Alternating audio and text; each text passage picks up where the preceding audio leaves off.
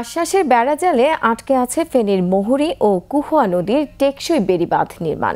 প্রায় প্রতি বছরই বাঁধ ভেঙে সৃষ্ট বন্যায় নিঃস্ব হচ্ছে ফুলগাজী ও পরশুরাম উপজেলার সাধারণ মানুষ।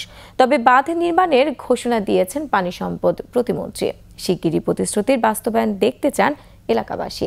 ফেনী প্রতিনিধি নজরুল ইসলাম রঞ্জুর তথ্যচিত্রে আরও জানাচ্ছেন সমর ইসলাম।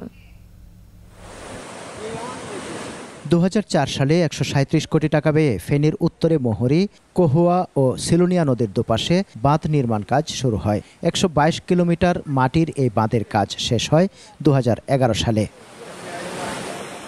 কিন্তু প্রায় প্রতি বর্ষায় উজান থেকে আসা পাহাড়ি ঢলে ধারণ ক্ষমতার চেয়ে অনেক বেশি পানি আসায় বাঁধের বিভিন্ন স্থানে ভেঙে সৃষ্টি হয় বন্যা। পানিতে ভেসে যায় রাস্তাঘাট, বাড়িঘর, ফসলি জমি ও মাছের ঘের।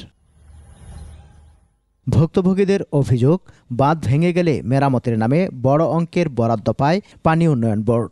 কিন্তু ঠিকাদার আর অসাধু কর্মকর্তাদের যোগসাজশে নিম্নমানের কাজ হওয়ায় ভাঙন বন্ধ হয় না।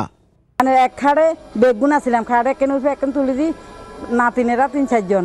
বাংলা ভাঙ্গি আমাদের ঘর বাড়ি সব নিয়ে গেছে, ধান চাল দেখছি ফান্ডিল আমরা কিছুই ধরে রাখতে পারিনি। খানার পানি, আসবাবপত্র, আমাদের ঘরের জিনিসপত্র সবকিছু নিয়ে গেছে।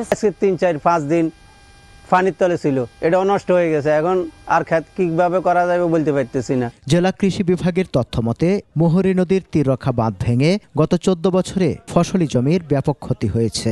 আউশ এবং আমন ফসলে আধুনিক প্রযুক্তিগুলো বাস্তবায়ন করে অনেক সমস্যা হয়, সময়মতো রোপণ আবাদ করা যায় না।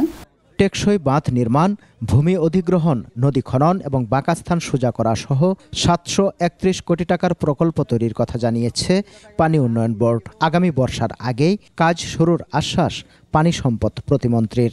IWM, রিভার রিসার্চ ইনস্টিটিউট আর CGIS, তো এই 3 সংস্থা মিলে এখানকার ফিজিবিলিটি স্টাডিটা করছে। তো আশা করা যাচ্ছে যে ওরা জুনের ভিতরে তারা ফাইনাল রিপোর্টটা সাবমিট করবে। আমরা চিফ ইঞ্জিনিয়ারকে বলেছি যে টিপিপি প্রণয়ন করতে আগামী 2 মাসের ভিতরে আমরা এটা একটিকে উঠানোর চেষ্টা করব। সহায় সম্পদ রক্ষা ও জনদুর্ভোগ বিবেচনায় দ্রুত প্রকল্প বাস্তবায়নের অপেক্ষায় ফেনীবাসী। সমর ইসলাম, 21 টেলিভিশন।